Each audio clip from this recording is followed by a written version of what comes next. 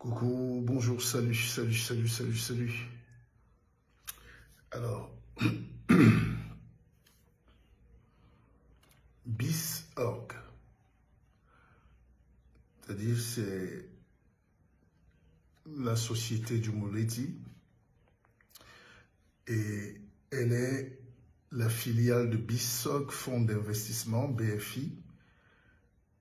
Évidemment, on fait des services, des conseils en communication, stratégie, du marketing. Donc, bonjour à vous. Bienvenue. Allez, tout le monde debout. Il est 5h45, 48 déjà par là. Alors, qu'est-ce qui nous amène? Oh, comme toujours. Dès qu'on commence à parler un peu d'intelligence dans ce pays, il y a quelqu'un qui est fâché. Donc nous serons au Hilton ce jeudi, donc dans 2 jours.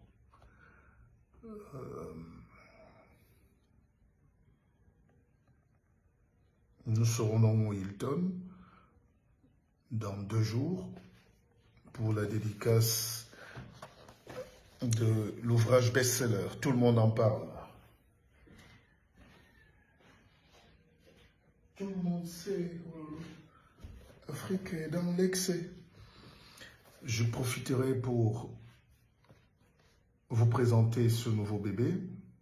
Et si on s'augmentait, l'Afrique a besoin de s'augmenter. Malheureusement, je ne danse pas. Moi, je pense. Et je pense que je ne suis pas le seul dans ce cas. Vous êtes très nombreux à penser comme moi. Donc, toute ma communauté de pensée.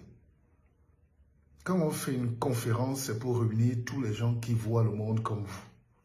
Ça peut être un courant politique, ça peut être un mouvement associatif, économique, ça peut être un courant spirituel, bref, il faut être là. Voilà. Donc, je donne donc une conférence sur le leadership et l'intranquillité. On a fait salle comble à Douala. On attendait, j'ai pris à Aqua Palace une salle de 100 places, mais on était 250. C'est comme ça au Cameroun. Si j'avais pris une salle de 500 places, on devait être 50. Donc ici, on va corriger le tir. La salle prend 500 personnes. Et vu le nombre de réservations, je peux vous dire que ça va très très vite. Je suis heureux de savoir qu'on peut proposer de nouvelles idées dans notre pays, que les Camerounais ne sont pas si fermés que ça, ils ont juste besoin d'un moteur, de quelqu'un qui prend sur lui, de booster un peu cette machine-là, de dépoussiérer un peu la pensée. Nous avons de vieilles idées. Nous avons de vieilles mentalités.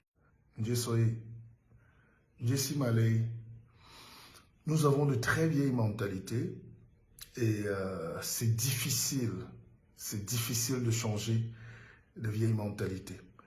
Mauve Napt, elle me dit bonjour le guide, tu es debout qu'à 4 heures. Yesh la mère, tu voulais que je me lève à quelle heure? Moi je n'ai pas là où j'actionne, personne ne me vole mon énergie. Et sexuelle et spirituelle, donc je la partage avec vous.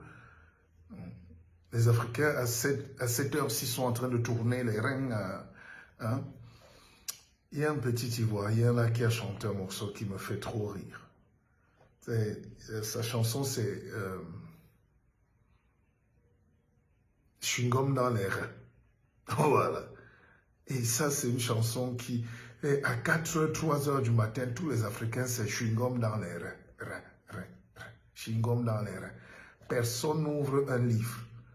Personne ne planifie sa journée.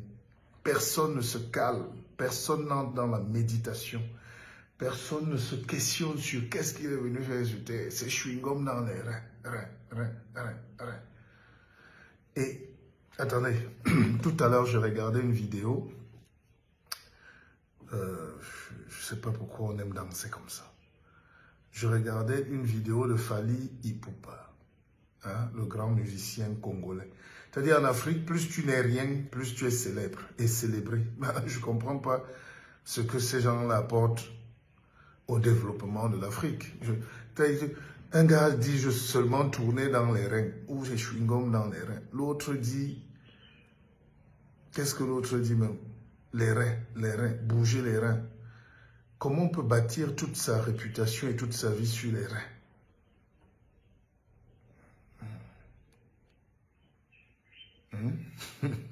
Quel est ce pays de chewing-gum dans les reins? D'autres tournent les reins, c'est son business. Et les Africains adultes, je suis sûr que si j'arrive dans un pays avec Fali Ipupa, on va donner la chaise, on va venir accueillir Fali et trucs là à l'aéroport, et moi on va me dire non, lui attendez là-bas d'abord. Même chez les hautes personnalités, vous arrivez parfois, ils ont encore des problèmes de nourriture, de gambas. La mentalité nègre fait passer souvent le clown avant le savant.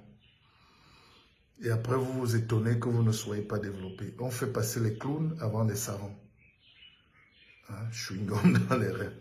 Alors donc, et nos conférences, donc, en général, sont des conférences limitées ou limitantes, où le gars recopie 2 phrases de Deepak Chopra ou de Robert Kiyosaki, et il vient vous les réciter. Il n'a aucune pensée profonde, il n'a aucune vision de la société. Peut-être parfois il veut vendre 2 chewing-gums asiatiques. C'est pas ça le coaching, c'est pas ça la conférence, c'est pas ça. Un conférencier est un intellectuel pur, parfois un universitaire dur, parfois un visionnaire incompris qui vient proposer des solutions, développer des pans de l'intelligence que les autres n'ont pas. On a 20 milliards de synapses dans la tête. Ce n'est pas pour les chewing-gums dans les reins. Il faut que l'Afrique arrête d'être distraite et de se distraire. Oui, on peut boire une bière. Oui, on peut jouir de sa vie de temps en temps. Ce n'est pas qu'un chemin de souffrance. Mais pas tout le temps. Pas chewing-gum dans les reins tout le temps. Et vous faites beaucoup de bébés. Bon, il en faut. L'Afrique est sous-peuplée. Quand on a 30 millions de kilomètres carrés, il faut des enfants.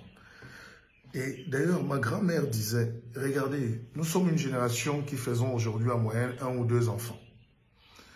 Et ma grand-mère disait il y a très longtemps, je l'entendais dire, elle-même qui en a fait 17, et elle était très belle. Elle avait le ventre plat. Franchement, je voudrais que ma grand-mère m'eût laissé des secrets. Ma grand-mère a fait 17 enfants avec le ventre plat. Je voyais ma grand-mère, je dormais parfois avec, et les seins étaient même debout, si vous voulez. Donc, elle n'a pas été abîmée par 17 naissances, gestes. Aujourd'hui, dès qu'une fille accouche une fois, elle refuse même le biberon, elle dit qu'elle ne veut pas accoucher. Non, ses seins vont tomber.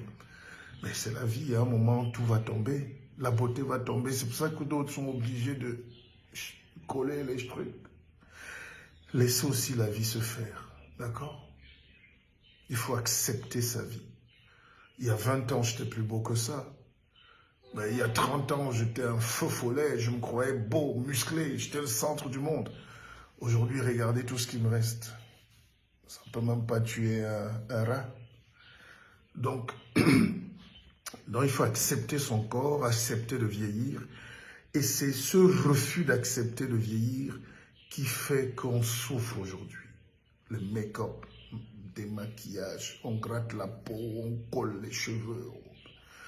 Mais la vérité, quand on se réveille, c'est qu'on est vieux ou on est vieille.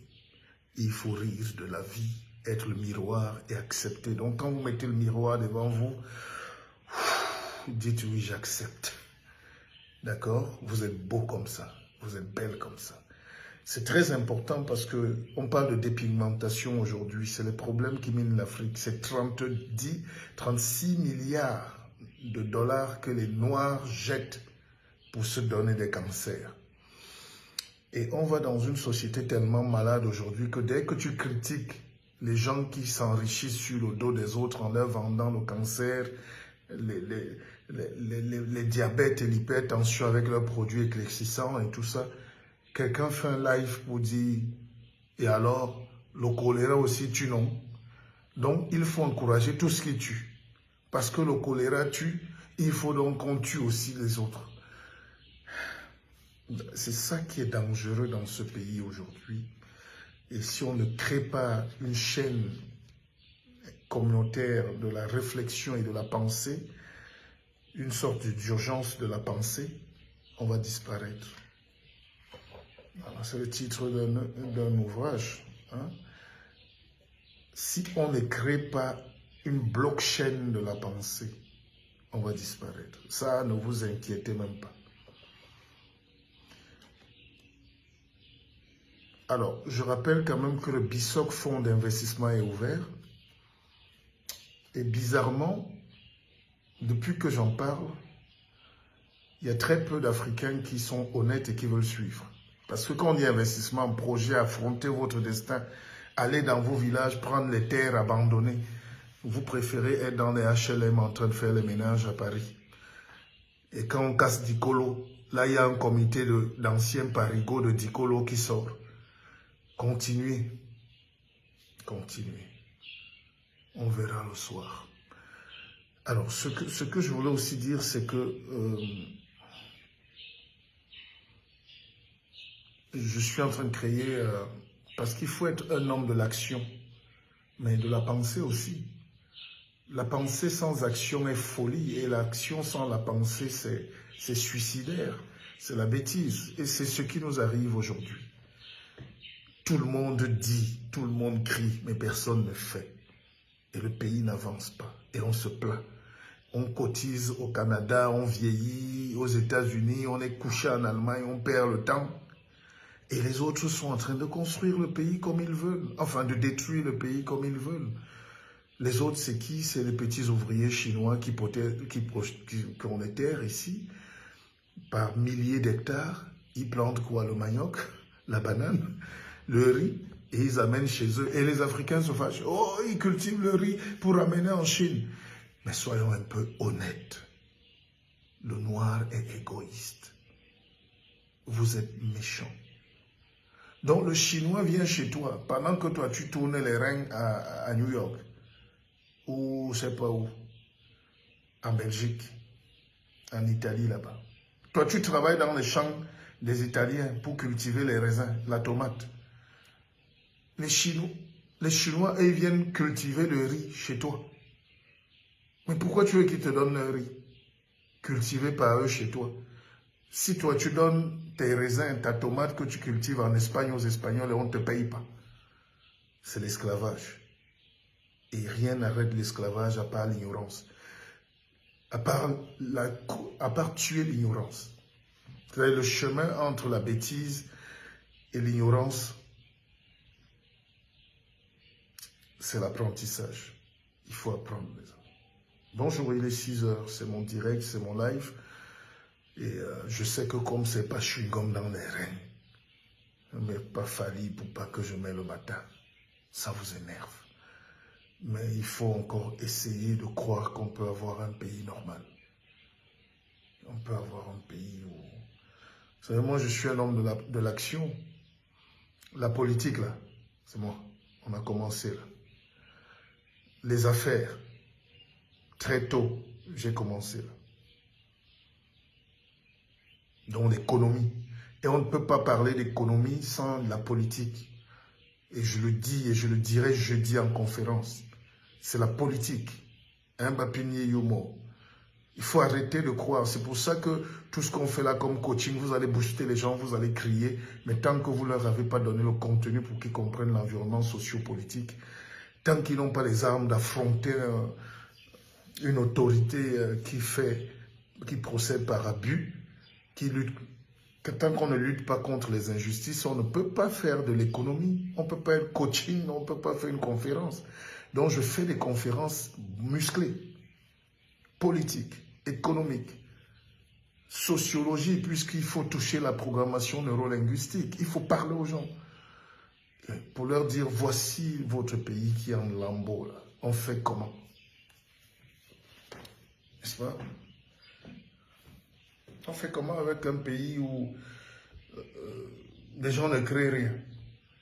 C'est vous-même qui amenez la saleté dans le pays. Et vous vous plaignez que les routes ne sont pas goudronnées. La brocante que vous amenez peut payer quel impôt pour qu'on goudronne une route? Quelle est la plus-value?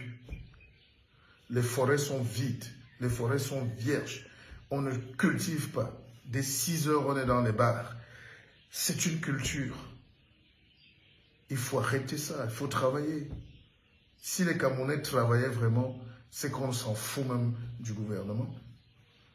Mais bien sûr, moi quand je suis en Suisse, on monte dans le train avec le président suisse et puis tout le monde est assis à sa place. Il n'intéresse personne parce que chaque Suisse a quelque chose à faire. On s'en fout, on contrôle, mais les gens s'en foutent. On ne va pas attendre le ministre au pont. On ne va pas attendre un sous-préfet ou un préfet.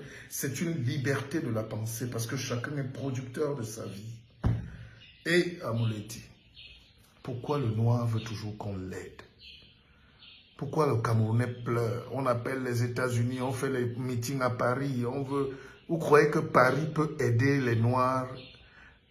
C'est-à-dire, vous croyez que vous êtes... Attendez, je vous explique un peu la géopolitique.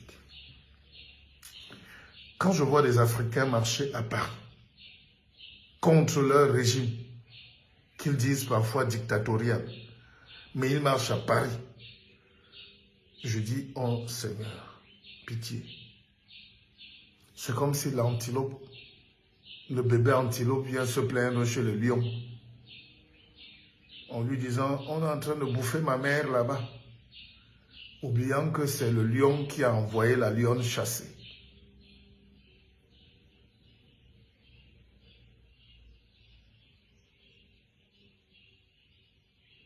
Million d'ici ben tolamboum lopo. Et vous venez pleurer chez le lion, alors que c'est le lion qui attend l'antilope. Le lion a... C'est ça qui est paradoxal chez les Noirs. Ça n'existe pas. Les Chinois ne vont jamais aller marcher. Dieu seul sait que les régimes chinois sont durs. Dieu seul sait que les régimes chinois sont durs. Le régime chinois est communautariste, est communiste, est fermé, est unique, hermétique. Ils ont accentué le développement sur le progrès social et technique. C'est la technologie et la science qui ont libéré la Chine. En Chine, il y a un seul parti.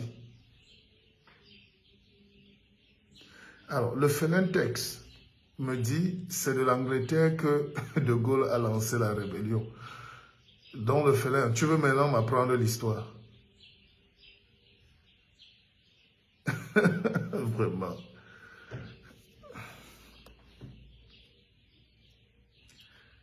De Gaulle a lancé l'Angleterre, la rébellion depuis l'Angleterre. Et l'Angleterre et la France, on ne t'a pas dit que malgré la guerre de 100 ans, c'est un même pays. Tu connais les îles anglo-normandes?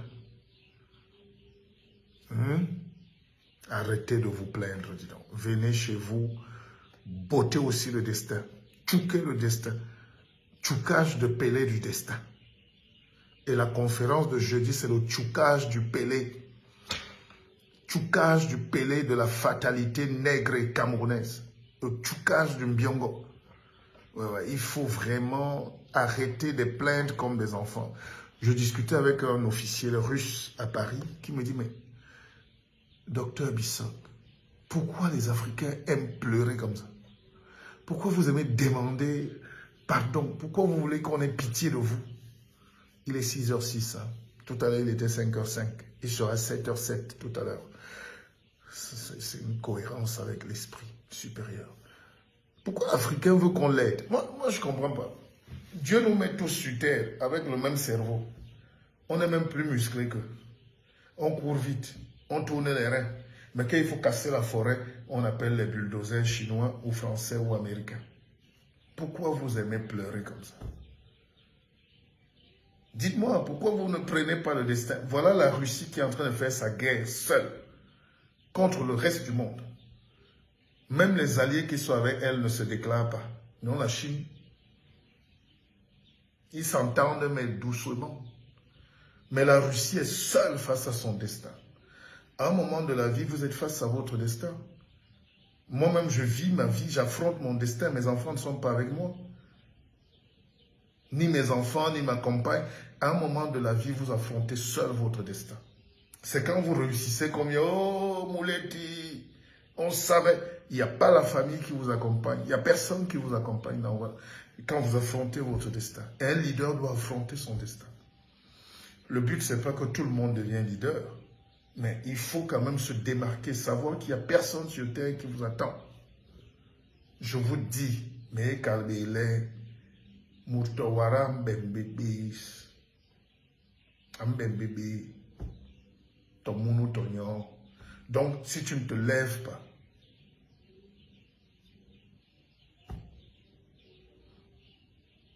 mais après, il y a une responsabilité. Je vous dis, alors, j'ai créé ce que je vous appelle le BISOC Fonds d'investissement. Il y a déjà quelques investisseurs. Mais je vous dis, hein, et demain, ne dites pas que le type si. Alors, j'étais chez mon frère, le ministre, qui faisait un tournoi chez lui au village. Le ministre des Transports, et tout s'est bien passé. Et à un moment, je me suis assis, évidemment, j'étais invité, j'étais assis avec Bel Joseph Antoine, Rigobert Song, et voilà. Et le ministre est entré, il m'a dit de me lever de là et de m'installer ailleurs. J'ai voulu me sentir frustré, mais en réalité, il me sauvait la vie. Il m'a mis à côté du directeur du chantier naval, qui est un Français. Écoutez-moi bien. Ne jugeons plus un pays, ne jugeons plus ne condamnons plus tout un pays. Regardons les gens qui sont utiles à nous, comme on dit.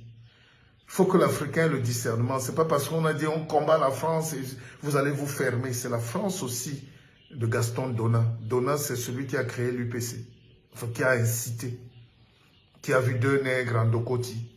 Il leur a dit, mais associez-vous pour lutter contre ces colons. C'est un Français.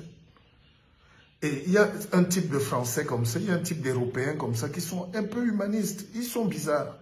Ils veulent que l'Afrique ne subisse plus, même étant en France, même étant au Cameroun. Donc je rencontre ce monsieur qui est un des grands patrons du chantier naval du Cameroun, qui est resté longtemps au Cameroun, qui avait froid dans le dos quand il parlait du Cameroun. Je lui ai parlé de mon projet de 300 hectares de palmeraie qu'on est en train de transformer en raffinerie. Il m'a dit tout de suite, je suis avec toi. Je lui ai montré les images du chantier, comme je vous montre souvent là. Il m'a donné 10 précisions à corriger en 5 minutes. Il m'a dit, il veut entrer, et il a entré directement dans le capital. Évidemment, je réfléchis, mais voilà ce qu'on attend des gens intelligents. Le type me dit, au chantier naval par exemple, je ne parle pas des problèmes administratifs et politiques. Il me dit, le Cameroun est en manque de soudeurs. Il me dit, le Cameroun est en manque de vulcanologues, des volcanologues. Il y a une différence entre vulcanologue et volcanologue. C'est-à-dire, voilà un pays qui construisait déjà des navires. Les navires américains venaient à Douala. Les gens montaient déjà des citernes. Et aujourd'hui, le Cameroun n'a pas plus de 500 soudeurs. 500. On a 5000 bensikineurs par ville et on n'a pas 500 soudeurs au Cameroun.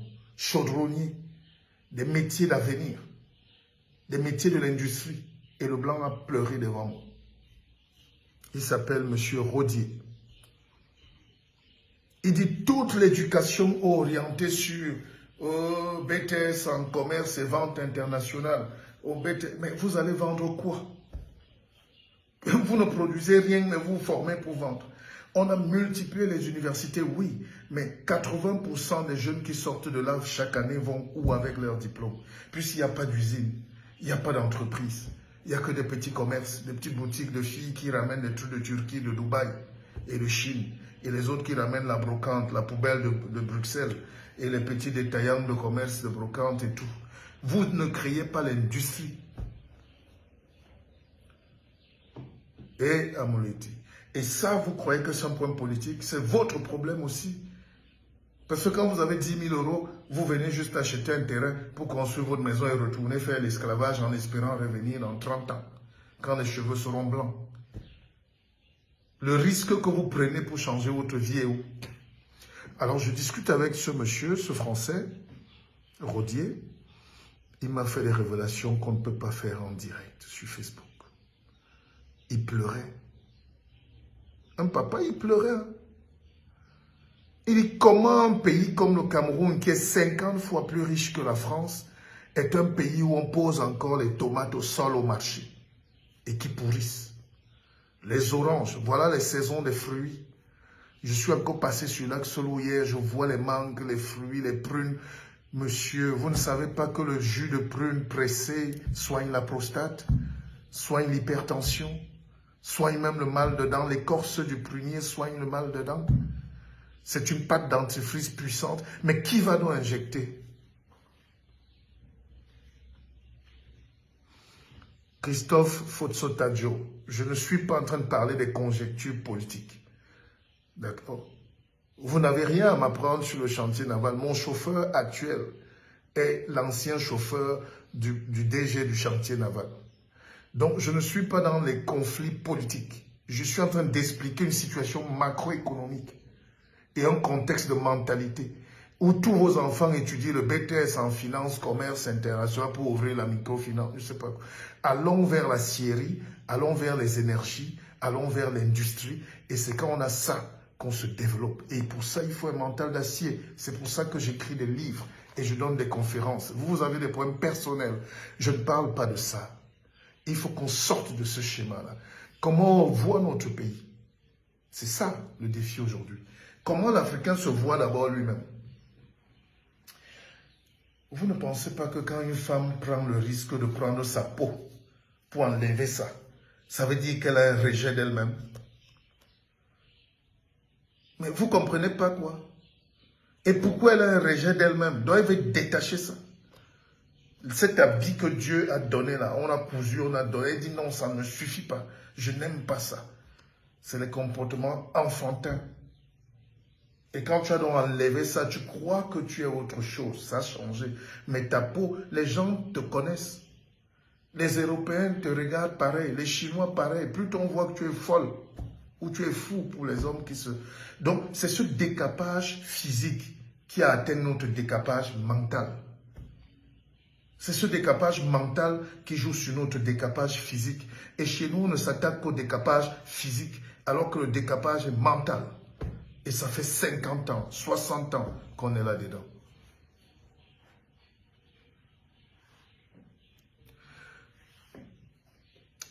Tu sais, comment il s'appelle là? Fotso, Tadjo. Si tu ne sais pas tout, toi énerve-toi. Mon problème avec des gens comme toi, c'est que, vous savez, à une époque de ma vie, je suis parti de Paris pour Canal 2. Je ne sais pas quelle formation vous avez, mais ça dénote de la petitesse et de la jalousie parfois. De dire ça à quelqu'un comme moi. Je ne prétends jamais à ce que... Quand on parle de football, je vais vous dire, je me suis retrouvé en discussion avec Rigobert Song, Lucien Métomo. On a fait plus d'1 heure de débat chaud sur l'affaire du numéro 10 à l'équipe nationale. Laissons le fiston Étienne Eto'o. Mais on parlait du 10. Et Rigobert Song m'a écouté pendant 5 minutes, 10 minutes. Quand j'ai fini, il me dit, bon, docteur, laisse-moi maintenant te parler en manager. C'est moi le manager de l'équipe nationale. Et Rigobert Song m'a dit, il m'a expliqué comment le football moderne a évolué aujourd'hui. D'ailleurs, Rigobert Song m'a dit, écoutez bien, il m'a dit, nous sommes obligés de faire avec la génération qu'on a aujourd'hui. Il m'a dit, docteur, parce que vous êtes souvent à la télé, vous critiquez, mais on fait avec la génération qu'on a.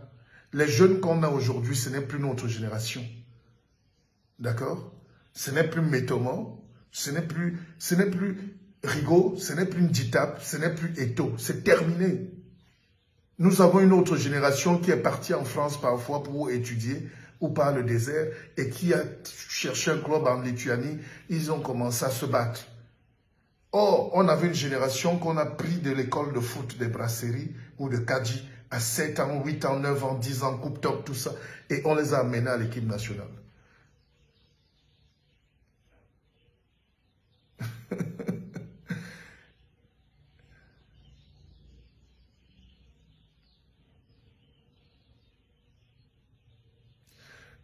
Et quand Rigaud m'a donné ses arguties, j'ai compris que c'est l'espère. Il faut savoir reconnaître. Mais comment je parle de la science politique? Tu dis que je montre que je connais. Donc au Cameroun, vous voulez donc développer un pays, mais avec les gens qui ne connaissent pas. Est-ce que c'est normal de me parler comme ça? Et je tiens à faire une précision. Ce n'est pas parce qu'on est sur les plateaux télé, là, on ne veut pas souvent déclarer nos titres. En réalité, ceux qui ont fait du journalisme, ceux qui connaissent ce qu'on appelle le protocole, le droit, comme on appelle un ambassadeur excellence ou un chef d'État, tout le reste n'est pas excellence. Quand on vient,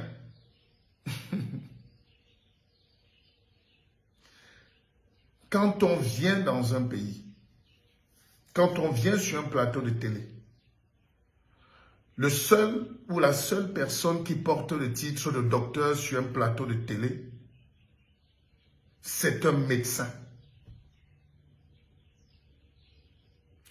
La seule personne qui porte le titre de professeur sur un plateau télé, écoutez bien, chers Camerounais, attardés parfois, vous n'aimez pas apprendre, les gens se moquent de nous. On ne peut pas, vous ne verrez ça nulle part dans le monde. La seule personne sur un plateau de télévision qui porte le titre de professeur ou de docteur est un médecin. Le reste là, on donne votre fonction. C'est comme si quelqu'un, au Cameroun, on appelle tout le monde docteur et c'est un privilège. C'est un honneur de faire de bonnes études, évidemment, sanctionné par une thèse, un 3e cycle. Mais ce n'est pas, tu ne vas pas te balader, on dit voilà le bachelier. C'est villageois. On dit voilà un licencié qui passe. Ou voilà tu es assis sur un plateau télé, on dit voilà le CPiste, le capiste qui passe, qui est assis. Nous invitons ce matin le bachelier à Tangana. Ça ne veut rien dire. C'est quoi sa fonction? Parce qu'il y a des gens qui ont un doctorat mais académique, mais ce n'est pas leur fonction, ils ne sont pas enseignants. Tu peux être docteur en économie et on met économiste et enseignant en bas. Est-ce que vous comprenez un peu ce qu'on dit? Et transformer ça dans la mentalité, c'est difficile chez nous parce qu'on vit tellement avec des choses inutiles. Donc quand je suis sur un plateau, ma fonction, moi, à la base, c'est journaliste. Quel que soit mon titre académique, je suis journaliste. Maintenant, en bas, on met écrivain, chercheur. Mais on ne peut pas m'appeler docteur sur un plateau de télé. C'est pas normal, c'est une imposture. Ça ne veut rien dire. Quand vous invitez donc un enseignant de philosophie, vous mettez tel, vous mettez son nom, tel, et vous mettez en bas enseignant de philosophie ou agrégé de philosophie. Mais on ne met pas professeur tel sur quelqu'un dont la fonction c'est d'enseigner.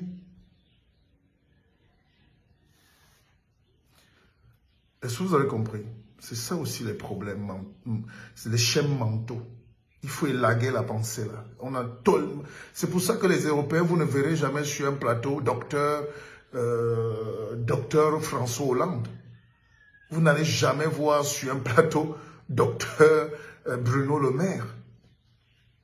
Bruno Le Maire est agrégé. Aux États-Unis, on ne va jamais écrire docteur Barack Obama. Il a fait sa thèse à Harvard sur le droit. Il faut qu'on dépasse ça en Afrique. Il faut dépasser ça. Je suis allé faire ma carte d'identité l'autre jour, le petit policier qui était là. Évidemment, j'ai fait ma carte d'identité en 2 secondes. Ça, il faut saluer la police. Et ce n'était pas à Douala ni à Yaoundé.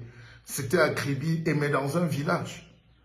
Avec les appareils de biométrie, on m'a fait la carte d'identité en 2 minutes. Mais quand il fallait maintenant la fonction, le type me dit, si vous n'avez pas votre carte, on met sans fonction, comment on dit, sans emploi. J'ai dit, mais mettez sans emploi. Donc ma carte d'identité va porter le nom, le titre de sans emploi. Mais ce n'est pas justement ça. Et dans un pays normal, nous tous, on doit écrire sans emploi. Et on barre.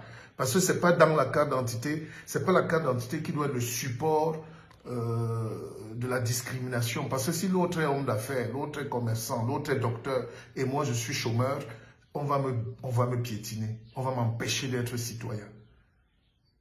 Vous savez, donc je lui ai dit moi-même, mettez sans emploi. Je vivrai dans ce pays comme un sans-emploi.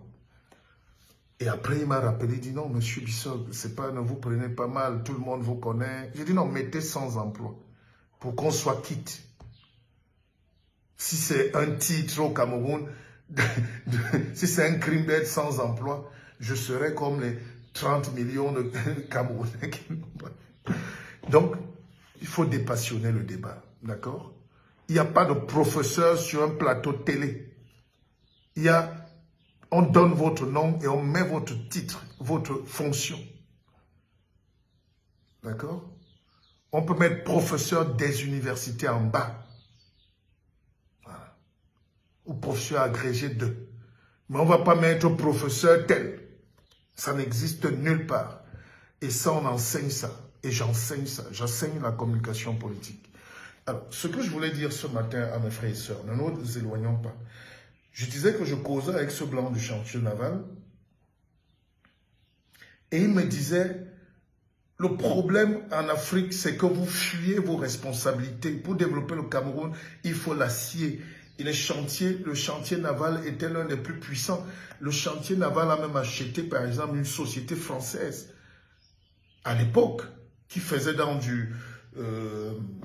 qui était numéro 1 mondial. De la ferraille, de tout ça. Parce que c'était bien planifié, c'était lourd. Après, évidemment, il y a eu les déconjectures, ça ne m'intéresse pas. Ce n'est pas de ça que je parle. Est-ce qu'on forme assez de techniciens? Est-ce qu'on industrialise le pays? Est-ce qu'on aime transformer? C'est pour ça que je fais une conférence. Ce n'est pas pour dire qu'on a arrêté tel DG. C'est pas le propos, mes frères.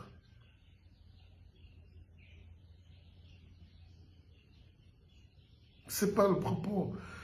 Vous savez, et c'est ça notre maladie aujourd'hui. C'est que nous croyons qu'il y a un blanc caché là-bas sous le ciel qui va descendre un jour, vous retirer. La seule corde qui peut vous sauver, c'est le suicide.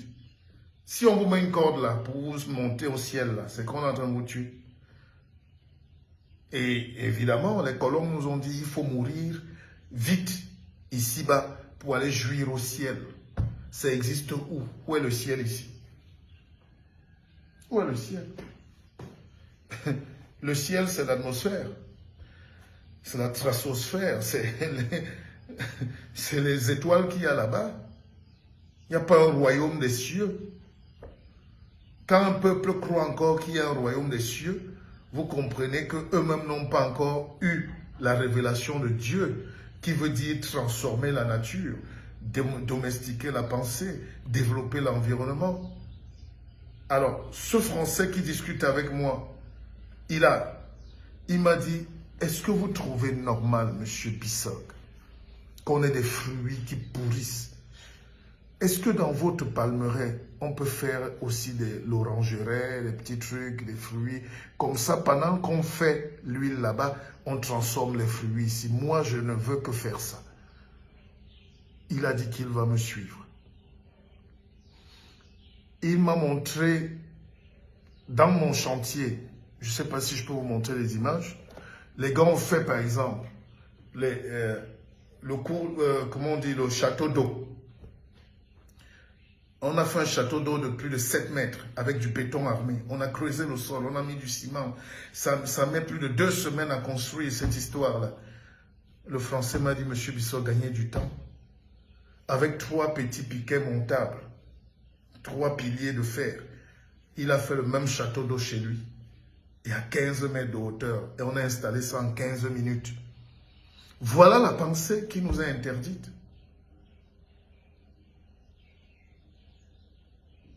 Ainsi me suivent même. Donc, pendant que mes ouvriers et ingénieurs sont en train de casser le béton, creuser le sol pour installer un château d'eau, le blanc me dit, mais avec 3 petits piquets, 3 piquets en fer, ça supporte ça et ça s'installe en 15 minutes. Tu n'avais pas besoin de perdre 2 semaines et 2,5 millions. J'ai noté. Donc, le simple fait de causer avec M. Rodier, ce Français qui connaît le Cameroun plus que vous parce qu'il est là depuis 40 ans, j'ai gagné en 30 minutes de causerie avec lui, j'ai gagné plus de 50 millions en réflexion et en action. Il m'a dit pour ton usine, quels sont les calibrages qu'il te faut. Chaque fois que je lui donnais la capacité, il me donnait le type de moteur qu'il faut. Mes ingénieurs parfois ne sont pas... C'est-à-dire, les ingénieurs camerounais sont... Et ce que j'ai fait, j'ai appelé mon chef chantier, qui est un brillant ingénieur sorti de Polytech. Je dis, vous voyez le numéro du Papassi, appelez-le. Appelez-le. Oh non, ça coûte. J'ai dit, appelez-le, il va vous... Il m'a dit, monsieur Bissok, deuxième chose, pensez à monter, pensez à ce que votre usine soit mobile. Ne vous bloquez pas, faites du mobile.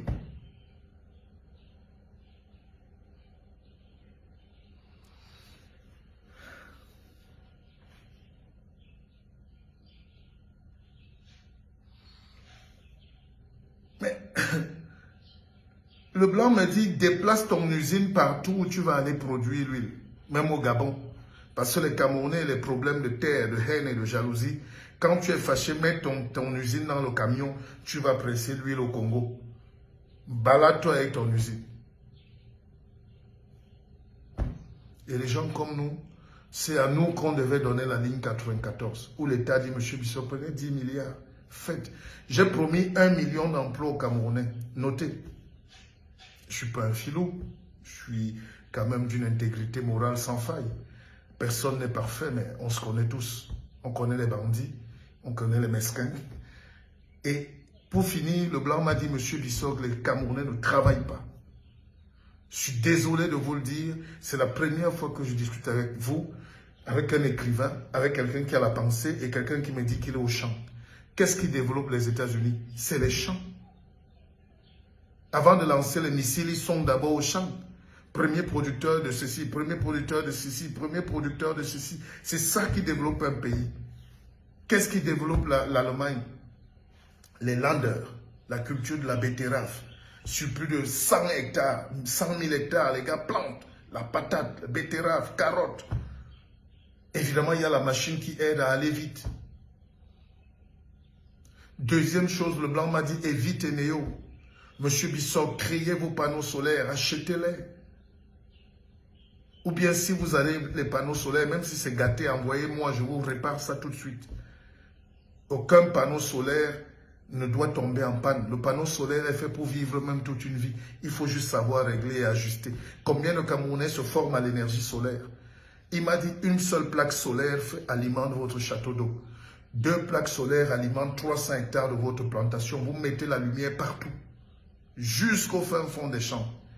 Il m'a fait le schéma, il m'a donné. C'est un Français. C'est un blanc.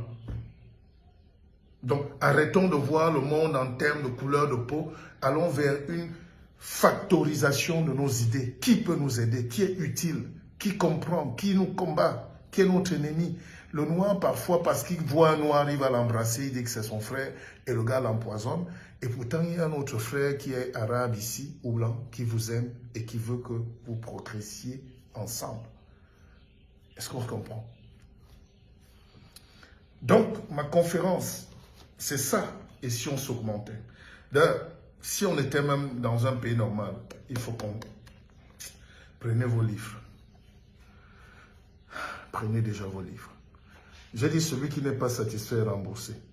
Tadio, Focho, laisse-moi, mon frère.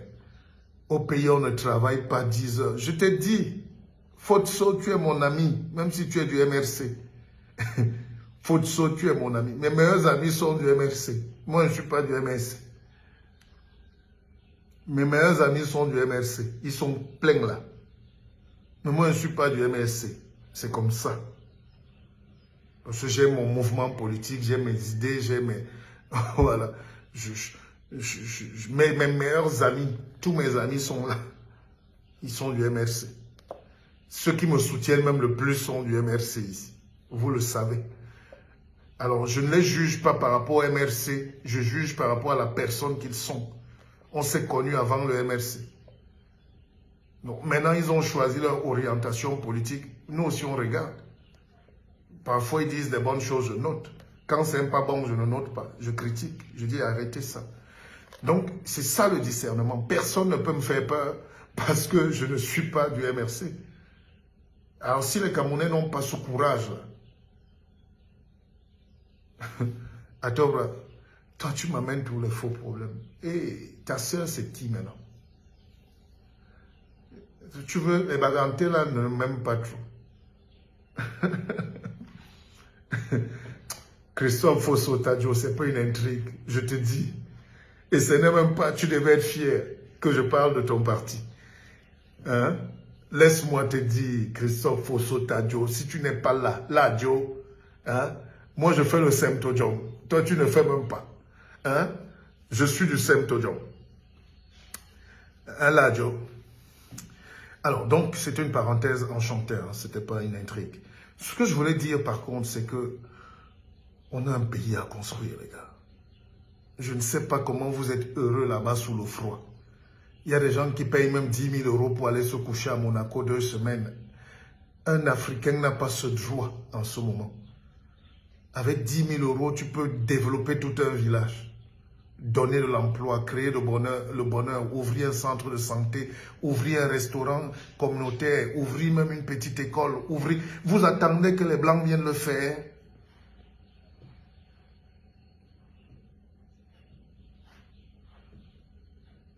Vous voulez que les Blancs viennent le faire. Et vous allez vous plaindre. Non, il y a des Camerounais ici qui sont couchés là, ils ont 50 000 €, 100 000 € hein, dans les banques, je ne sais pas quoi. Quand ils vont entendre que l'IEB est mal, il faut multiplier fois 20, c'est 100 000 € en une nuit. Il va aller mettre en cachette. Parce qu'on n'a pas le goût de la réussite et de l'effort. Vous savez, depuis que je suis au Cameroun, je ne dors pas. Regardez mon visage, je suis juste très beau. Mais je vieillis. Je dors en brousse. Et mon bonheur, c'est de voir ces enfants. J'ai pris des ingénieurs, 10 ingénieurs camerounais pour construire l'usine. Et au chantier, là-bas, les gars dorment sur des matelas. On dort ensemble sur les matelas. Et je vois comment le truc pousse du sol. Je suis fauché comme une souris d'église catholique. Mais je suis heureux de voir comment je suis en train de donner l'emploi aux ingénieurs qui étaient couchés à Yaoundé. Ils attendaient les concours. Nous tous, donc, on peut faire quelque chose. Nous tous. C'est pour ça que je vais décevoir certains. Je suis déçu aussi moi-même. Je ne suis plus dans l'invective. Je sais me défendre, même physiquement. Hein? Même bip. Mais c'est pas ça le problème. C'est pas ça.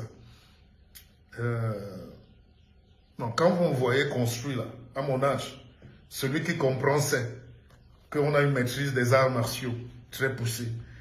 Et on n'est pas là pour ça. Mais on est des hommes. Parce qu'on ne peut pas piétiner un homme en route. Mais la bataille est psychologique et intellectuelle. N'est-ce pas? Regardez le corps d'un quinquagénaire. Ça ne vous inspire pas vous-même à la maison. Avant donc de me voir ici, j'ai d'abord cogné avec le fer ici. J'ai travaillé. Je suis allé prendre ma douche, mais j'ai transpiré. N'est-ce pas?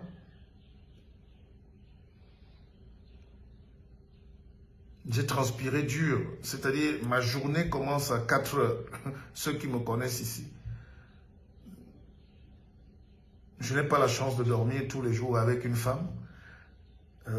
Mais vous savez que je suis très discipliné. Ceux qui me connaissent, 2 heures, je suis debout, j'écris. 3 heures, j'écris. 4 heures, je m'en vais au sport, j'entre en forêt. Là, j'ai fait mon sport, j'ai terminé. Avant d'entamer ma journée, parce qu'elle est longue, Je dois rencontrer les autorités, je dois rencontrer l'ambassadeur de France, je dois aller au Hilton, sécuriser tout, je dois... C'est dur. En Afrique, on travaille, on fait tout seul. Vous qui voulez venir en Afrique investir, sachez que vous allez faire tout vous-même. Quand vous n'êtes pas là, on ne fait pas. Quand vous venez, on sourit. Vous donnez la bière, on boit. Vous tournez le dos, on arrête. Ça, il faut intégrer ça. Celui qui n'est pas capable de faire tous ces chantiers, d'être présent, même avec le don d'ubiquité, même avec la mystique spirituelle. Moi, je contrôle maintenant mes chantiers, même avec la pensée. Je dis, toi, va au travail.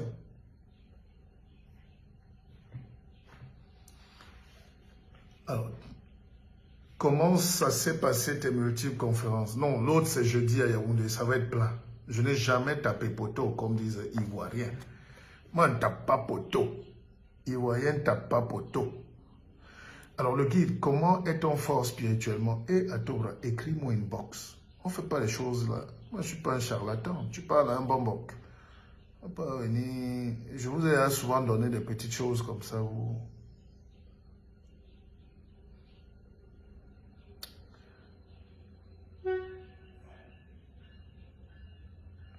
La Cinétadier, le guide, recevez mes salutations depuis Abidjan. Abidjan, j'arrive. Après ici, après Douala, après Yaoundé, prochaine étape, Abidjan. Vous voyez comment les Ivoiriens sont. J'ai une conférence prévue en octobre à Abidjan. On a déjà soldé, la salle est presque pleine. Ah, la Cinétadier. Les Ivoiriens sont... Je ne sais pas comment vous expliquer. Allez en Côte d'Ivoire, vous même voir. C'est un peuple magique. Ils sont ouverts aux nouvelles idées, au progrès. Ils aiment la modernité à Abidjan. Le Camerounais est réfractaire. Dès que tu vas venir, il veut nous montrer quoi? Il est vantard. Oh, il est ceci. Oh, il veut nous voler. Oh, il veut nous... Déjà la négativité. En Côte d'Ivoire, on t'ouvre les bras. Il t'embrasse. Je suis passé à Radio Nostalgie, la première dame m'a envoyé quelqu'un. Elle dit, ce monsieur parle comme un dieu. La première dame de Côte d'Ivoire. Juste à la radio, les ministres vous appellent, ils veulent discuter avec vous, vous mangez ensemble dans les restaurants, dans les maquis, la vie est ouverte. Le Camerounais est très zélé, très hermétique, médiocre parfois. Une costard cravate de fonctionnaire là. Tout est compliqué pour saluer même un sous-préfet ici. Aïe. Mais c'est une mentalité à travailler. Il faut que les gens respirent. Détendez-vous. Nous ne sommes rien, nous tous. Détendons-nous.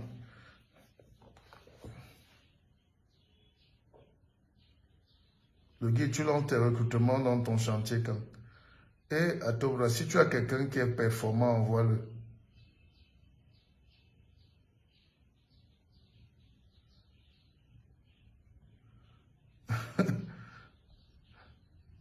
Ouais.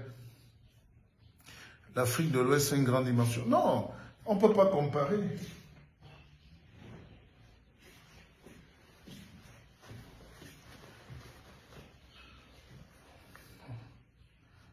C'est ça.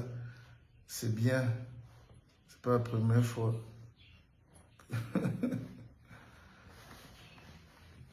Regardez la tenue qu'on m'a offerte. J'ai été habillé par Esquisse. Je profite pour saluer mes partenaires. Le port autonome de Douala, la première entreprise citoyenne du Cameroun. Le directeur général m'a dit, Monsieur Bissok, on n'a pas grand-chose, mais vous êtes un grand. Vous êtes un défenseur de la nation. On va vous soutenir. Hein? On va vous soutenir. Donc je dis merci au port autonome de Douala, au PAD. Je dis merci aux brasseries du Cameroun. D'ailleurs, tenez. Ouais, mon frère tenez. La journée se lève déjà. Excusez-moi, je m'habille devant vous parce que je vais aller à un rendez-vous. Hein. Après là, je pense que le chauffeur est déjà là. Donc, j'ai dit au chauffeur d'arriver à 7 h. Et je me rends compte qu'il est à 6 h 42, à no get me time. C'est comme ça ma vie. Oh. Quand demain on te voit brillant, on dit, non, il n'y a pas de succès spontané, mon frère. Quand vous voyez un type mûr comme moi, qui s'assèche, qui bataille dur comme un phacochère depuis des années, et que c'est maintenant que je peux boire un peu d'eau comme ça, je dis merci aux brasseries du Cameroun, qui ont décidé de m'accompagner aussi. Parce qu'organiser ces choses-là, c'est pas facile. Je dis merci à Esquisse qui m'a habillé, qui m'habille toujours. Je dis merci à la Commercial Bank, la CBC. La CBC est devenue une banque du Cameroun. Une banque 100% camerounaise de l'État. Hein. C'est à l'origine la banque de Yves Michel, de Victor Fotso, Victor, Yves Michel. Et l'État a récupéré la banque pour la sauver parce qu'elle allait fermer les intrigues familiales, les mauvais placements. Donc l'État du Cameroun a récupéré la CBC et la CBC aujourd'hui se porte très bien. C'est une banque qui aime les enfants, qui aime les jeunes Camerounais.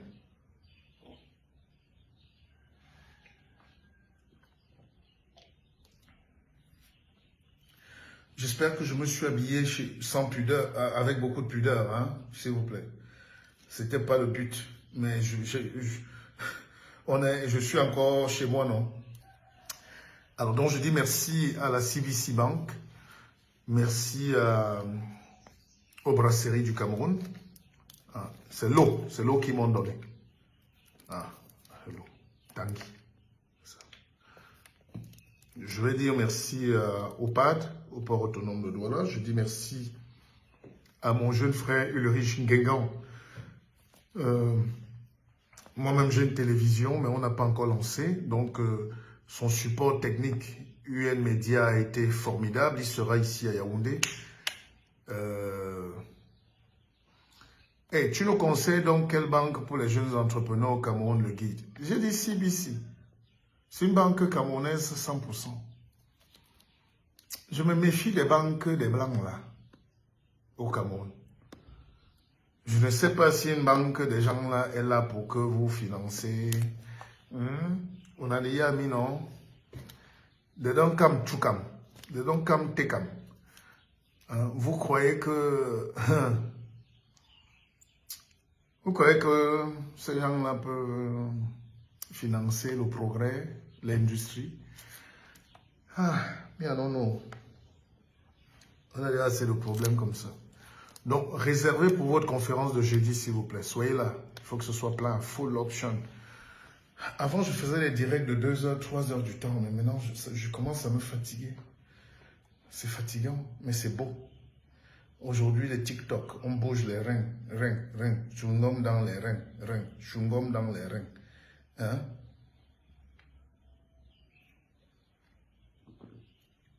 Willy Maken. Et Amanke, est-ce que je suis rentré définitivement? Je ne sais pas. On vit d'abord.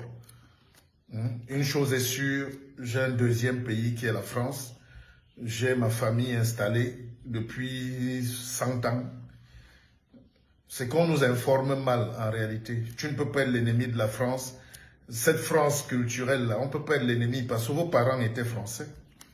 Ça, l'indépendance que beaucoup ont perdu leur papier et leur nationalité. Et puis, voilà, la France, on a aussi rejeté la France, ils nous rejettent aussi. Maintenant, est-ce qu'on peut se mettre ensemble? C'est ça la réflexion. Il faut réfléchir. Quand Bembe essaie de réfléchir, on dit, oh, Bembe est vendu. Mais nous, on ne peut pas.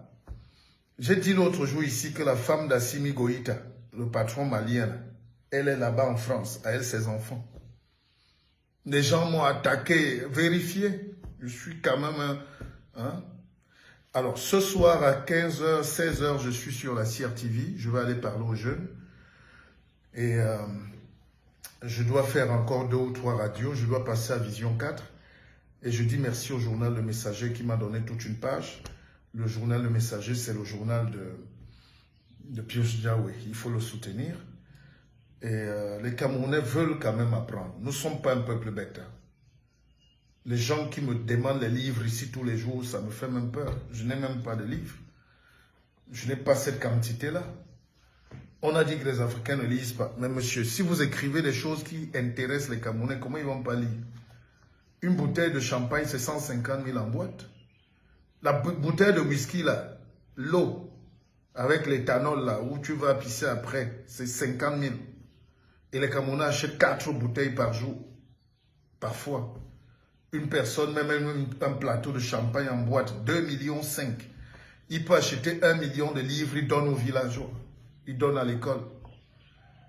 Vous voulez donc accuser qui dans le développement du Cameroun? Moi, je ne sais pas. Depuis que je suis venu, moi, je compte sur qui? Je compte sur qui? Ouais, le noir, quoi que quelqu'un est caché là, qui va le pousser toujours. Il faut toujours un blanc. Il faut toujours Dieu, Jésus-Christ. Tout ça. Arrêtez ça. Levez-vous et faites. Voilà. Donc, pour ceux qui me demandent si je suis rentré définitivement au Cameroun, je vais dire, mon frère, je ne suis jamais parti. Parfois, la galère m'a fait fuir. Quand j'ai une opportunité, je m'accroche, je reviens. Parfois, le bateau m'amène, l'avion me ramène. Et toute la vie est comme ça. Le problème avec les banques camerounaises, incertitude, c'est le financement des PME. Ah, mais c'est un problème, mais il faut bousculer, non, Massa? Je vous dis, je suis allé à la CBC, Cameroun Banque Commerciale, et je suis tombé sur le directeur, un des directeurs là-bas qui est mon camarade de classe, de la seconde. On a fait la seconde C ensemble. Et il est un grand directeur aujourd'hui. Je lui ai dit, papa, I don't get $1, my small thing that. Et puis j'ai rencontré une directrice là-bas qui m'a dit, bon, on va voir. Ils sont ouverts, c'est des Camerounais. Allez là-bas. Si vous avez des projets, allez à la CBC. Vous allez voir. Voilà, moi je dis la vérité. Après, c'est aussi la publicité, bien sûr, pour eux. C'est normal, je ne me cache pas. Ma banque, c'est la CBC. Les brasseries du Cameroun sont une entreprise plus citoyenne pour moi. Je n'ai pas demandé Magnang là-bas, j'ai dit l'eau. Parce qu'on vend des valeurs. Mais ils ont le droit de produire autant de bière si les gens veulent boire. Parce que si on ne vous donne pas ça, vous allez vous plaindre. On ne force pas. Mais il y a aussi des produits. Les brasseries font de très beaux produits. Voilà l'eau. Il y a même des bières douces. Hein, à consommer avec modération. C'est la modération qui nous tue. Ce n'est pas notre... Nous, on ne sait pas dire modération. Dès que tu mets le noir là, tu mets un casier de bière, il boit tout. Il casse même les bouteilles. Mais monsieur, même un diabétique, tu bois un verre de bière par jour, tu es calme. Un verre de vin. Nous, on veut finir toute la bouteille.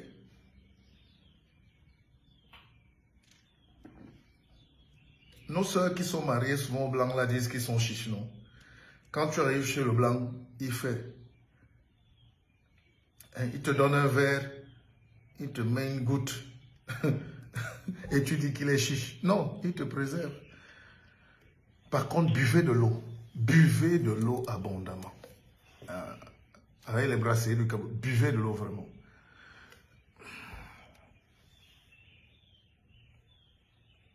Alors, Stéphane Val dit, tu as été bien reçu parce que tu connais le directeur. Pour celui qui ne connaît pas, il n'est personne. Non. Bon, écoute, jeune homme, je suis garant. Celui qui est mal reçu à la Commercial Bank, qu'il vienne me voir. Qu'il vienne me voir.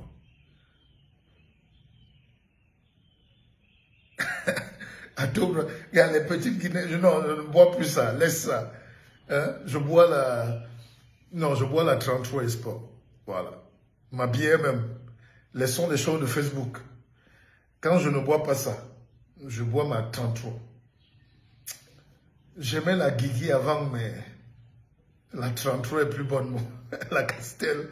Non, mais ma bière, c'est la 33. Parce que ça me rappelle mon père. Voilà. Est-ce que je suis clair avec vous? Maintenant, quand je bois, c'est seulement que c'est beaucoup. Quand je bois une 33, ça me gonfle le ventre. Et c'est bon pour moi.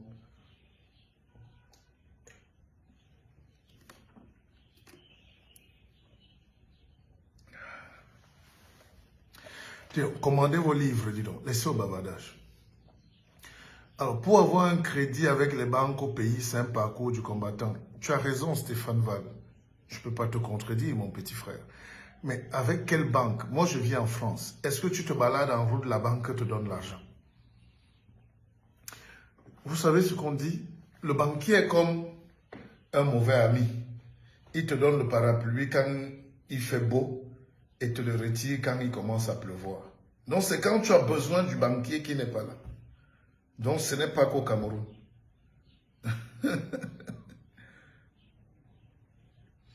Oui, Pat, ton livre est parti. Oui, tu es au Canada, Pat, ton livre est parti, t'inquiète. Tu l'auras même avant la fin de cette semaine. Les taux d'intérêt sont très élevés. Et effectivement, c'est vrai. Au Cameroun, on te donne souvent l'argent comme si on veut te mettre le corps. Et ça, il faut que nous tous on travaille ça. C'est des luttes. C'est des luttes. Ça, c'est pas faux. Commandez vos livres.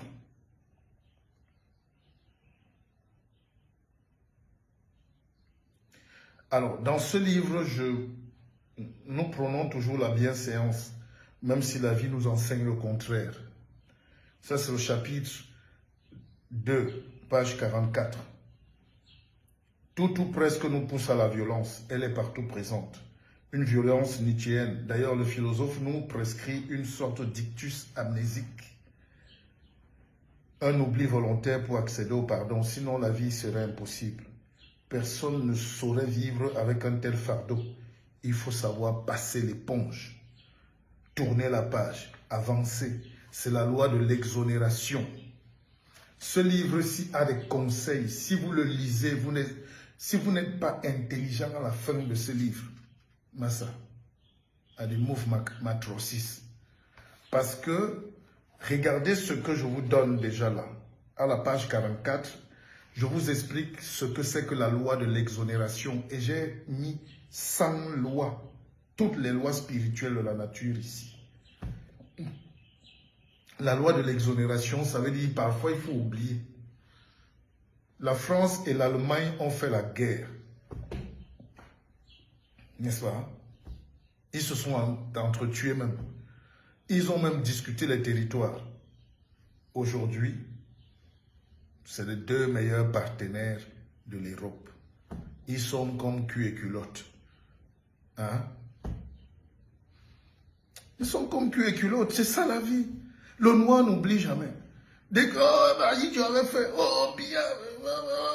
Non, dépassons un peu. Ça bloque. Ça, c'est un ictus amnésique. Il faut oublier un peu pour avancer.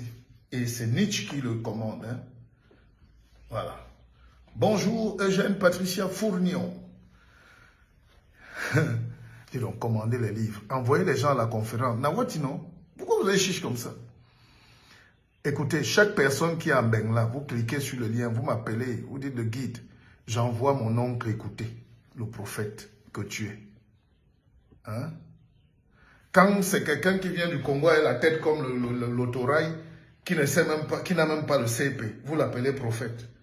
Un abruti vient d'Abidjan là-bas, il fuit la prison là-bas, il n'a même pas le caleçon, il n'a aucun diplôme dans la tête, et rien même d'intelligence, vous dites qu'il est le grand prophète. Il vient vous enseigner quoi? On fait une conférence où on va inviter les intellectuels, on va inviter les penseurs, les savants qui vont vous donner les clés pour votre propre réussite. Là, les gens sont là, yaga, parce que l'Africain a une mémoire biberonnée à la faiblesse, la paresse. Il veut écouter les psaumes. Le psaume endort. Et Pharisiens, chapitre 10, verset 10, comme dans le temps passé, Jésus cria et recria. Je viens de vous donner ce qu'on appelle la loi de l'exonération. Ça change la vie. Ben, nous, on marche avec beaucoup de choses dans le cœur. Il m'avait fait. Non, à un moment, tu dis, bon, effaçons ça, dire. C'est comme l'ordinateur. Quand c'est trop plein, là, les virus et tout, bon, paf, tu nettoies le disque dur. Ouf. Hein? Mon directeur des opérations Berlin Jonan, je lui ai amené un ordinateur de France, là. Un puissant ordinateur. Mais il y avait encore des trucs là-dedans, mes mémoires. C'est un docteur en informatique. Il m'a dit, je dis Berlin Jonan, c'est mon petit, c'est mon fiston. Il me dit, le guide, on va effacer tout ça. J'ai dit, efface tout ça. Efface tout. Même s'il y a des souvenirs là-dedans, efface quand même pour que j'avance, pour que la machine respire, on la restaure, elle devient neuve, elle s'ouvre au nouveau logiciel. Et Amoleti, On dit donc, ça fait plus d'1 heure qu'on est là. Il est 7 heures, je m'en vais déjà. Le guide, j'ai des terres chez moi et je voudrais viabiliser par l'agriculture. J'ai déjà monté un pilote projet. J'ai besoin d'aide. Écrivez-moi inbox non ça. I don't get me some more money, but I get my idea. Ici en Angleterre, le crédit est facile si tu travailles ou une maison avec un faible intérêt. Tu as raison. Ben, c'est combien la conférence? Monoforme. Dis donc, comme c'est toi, achète seulement le livre. Non, en réalité, c'est 25 000 avec le livre offert, le cocktail, le Hilton, la clim du Hilton, les gendarmes qui nous gardent. J'ai dépensé trop d'argent, on ne peut même pas récupérer. Donc 25 000 avec le livre. Hein Ben? À Keba Molitika, est-ce qu'on aura aussi une voiture avec chauffeur à Paris? Hey! Massa. Ben, prends mon numéro. Et qui est Tara Dibonala. Voilà mon numéro. 6 95 53 79 68. Le noir n'aime pas apprendre, je vous dis ça. Numéro Lomi, toi tu ne viens pas. Alors, combien coûte la conférence? Bon, 10 000. 10 000 et 15 000 de plus si tu veux le livre. On a des call me, dis donc. 68. Agomouye, maillot sauté. Le guide, votre œuvre chronique pour l'émergence d'Afrique rayonnante, la version Kindle, donc le contenu, j'ai apprécié. Pourquoi pas la version continue? Je vais faire la version Kindle. Si tu veux la version électronique, appelle-moi. Écris-moi, je t'envoie la version électronique. Bon, alors, donc, s'il vous plaît, on se récapitule. Au joie, de récapitulation. Alors, donc, ça c'est le livre que vous devez avoir. Et la conférence, c'est jeudi. Soyez là, s'il vous plaît.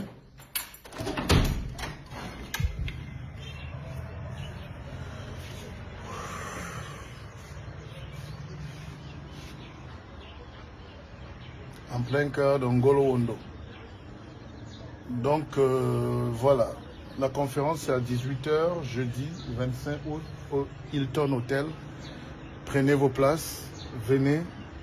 On va réfléchir à un nouveau Cameroun. Je vais vous donner des pistes. Parce que tout est bloqué, mais on ne sait pas quoi faire. Et pourtant, Dieu nous aime. La solution est là. Allez, bye bye. Salut.